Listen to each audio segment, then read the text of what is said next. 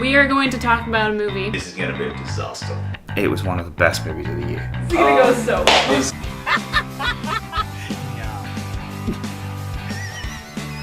Probably one of the last movies I would ever want to see in a theater.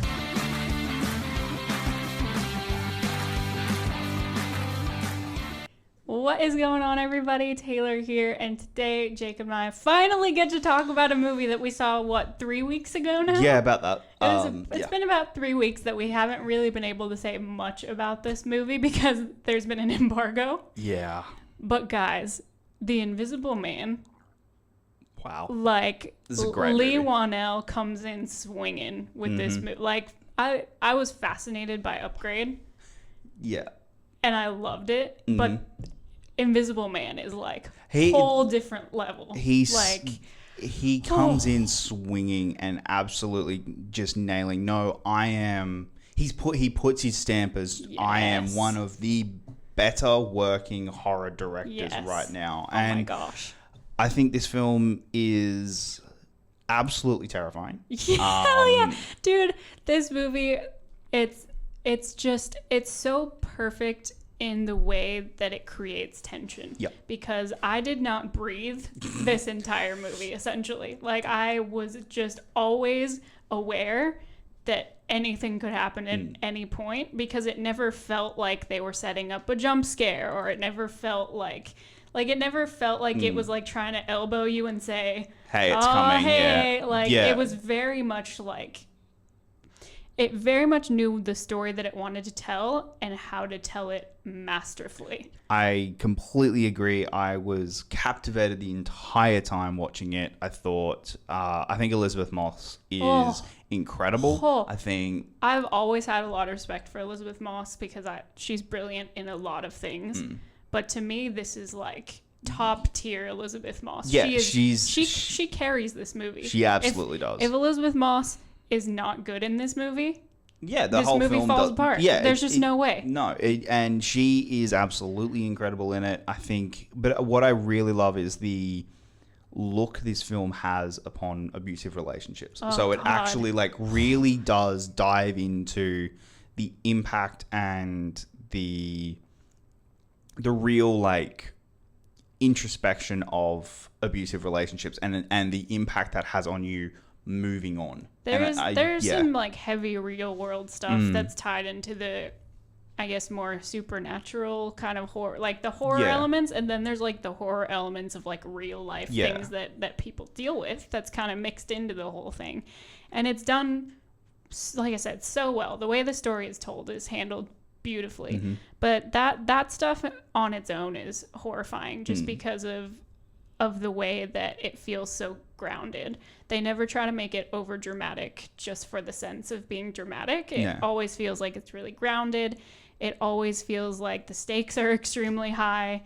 It never feels like you can relax for a single moment because you feel like someone's gonna get offed if you just give yourself a second to breathe. Yeah. But I just want to say that I think that it's kind of dumb that there's been an embargo on this movie, because I would have been raving about it for 3 weeks. I want to be talking about how great this I would movie have been been, talking people's ears off for 3 weeks about how great this movie is, and I've had so many people ask me, and I've been like, I can't talk. I cannot say anything because I can't. Yeah. But I'm so happy now that we can finally talk about this. There's a lot of moments in this film that are very, very well earned. One of them is in the second trailer, but you and I hadn't seen the second trailer going into the movie. So if you haven't seen any trailers, avoid them as best as you can. They're great trailers, but avoid the second trailer especially, because it has the best scare in the movie. In the trailer. In the trailer. But I do think, it's obviously going to take a little bit away because you've seen it before, but the way that sequence is directed. Oh, yeah. You're still going to feel. Oh, absolutely. You just can't handle the anxiety that's happening. But I think the entire cast was fantastic in this film. Everyone was great.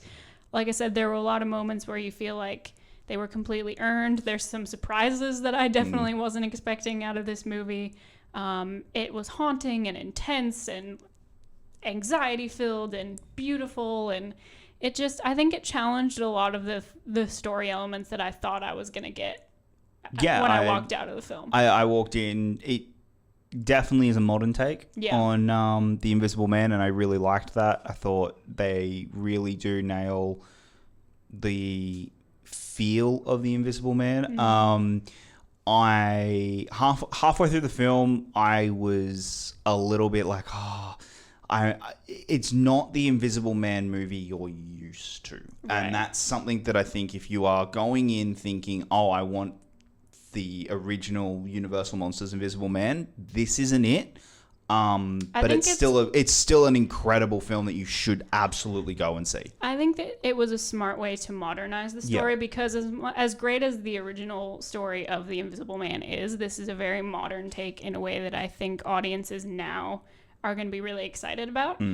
Specifically the way that they use invisibility in this film, and it's tied into the character that uses it. I think it's very smart. It makes a lot of sense for the kind of, I guess, superhero-esque films that we're used to seeing. Like, why this person would have that ability makes a lot of sense with the way that they use it. And I think that'll work well with a lot of people who kind of want those more, I guess, practical applications of things. No, I understand. And I don't want to spoil anything for you guys because, like Jacob said, like, if you haven't seen anything, no trailers or anything, like, try to go in just without. Try your best without that. Yeah, there are a few really great moments that were really great surprises for me, and I really loved. And I was like, that's what you're doing. I am so on board, and that happens a few times.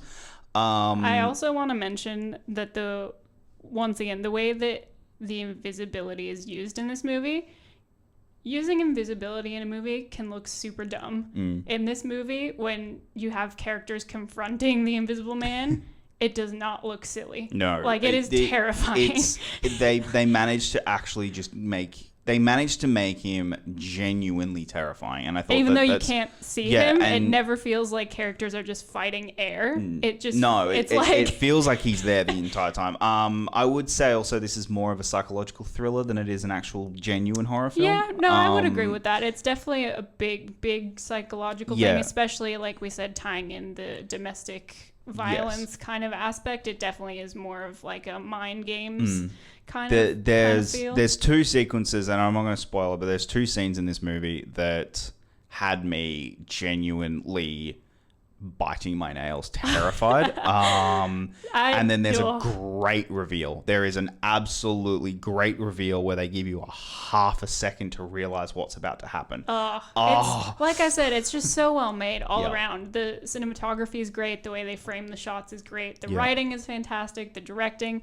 I was so happy because it didn't feel like they wasted a single frame of this movie. Like, everything is so deliberate in the way they tell this story, and it just feels so concise. And so, like, I walked out and went, I need to see this again, but it doesn't come out for 3 more weeks. I can't talk about it. I can't see it again. Like, this is and Peter, who's normally over in this vicinity over here, had seen it already and then saw it with us again, and he was just watching us the whole time, just like waiting to see how excited we were about this movie, because honestly, like, I don't get how you couldn't come out of this movie just being super excited for what Leigh Whannell has like going forward in his career. I think that he was already someone to watch, like I said, after Upgrade. I feel like there are people out there who appreciated what he contributed to Insidious, which once again cannot do that. That's not my kind of horror lane that I like to stay in. But I'm just saying, like, as a collective, all of the things that he's done so far and put out, I feel like he's definitely a very, very talented filmmaker that I'm excited to see more from. I highly, highly, highly recommend seeing this film as soon as possible so there are no spoilers for you. It's so fantastic. I want to see it again immediately. I know we're going to go see it again now that it's finally out, because we've both been wanting to see it again since it came out. Yeah. This was my favorite film of the year. Like, I just couldn't tell anyone that it was, because it was, and then I saw The Lodge. And let's see.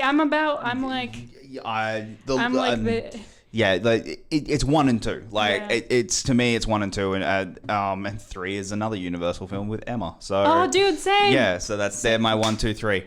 This year hasn't been fantastic, but those 3 are amazing. So yeah, dude, like we are gonna film our review for The Lodge sometime soon, hopefully sometime tonight or tomorrow. And you want to talk about another psychological thriller that everyone needs to see? Oh boy, do we have a review coming for you on that one. But with Invisible Man, huge recommendation. If you haven't seen it, go out and see it. Super recommend. It opens this Thursday in Australia and Friday in the States. And then tweet Leigh-Whannell about it. Because he likes hearing about it. Yes. And he will interact with you. Like, do it. Because he deserves to know how much everybody loves this movie. Because it's so good. I've tweeted at him like 3 times and been like, this is the best movie ever. I want to see it again so bad. But thank you guys so much for watching our review. Hopefully you guys go check this out if you haven't already. If you were lucky enough to be like us and get a super advanced screening, go see it again. We know you want to. We know you feel exactly like we do. Thank you guys for all of your continued support. If you want to find us on social media, all our links are down in the description. You guys are seriously the best, and we will see you next time.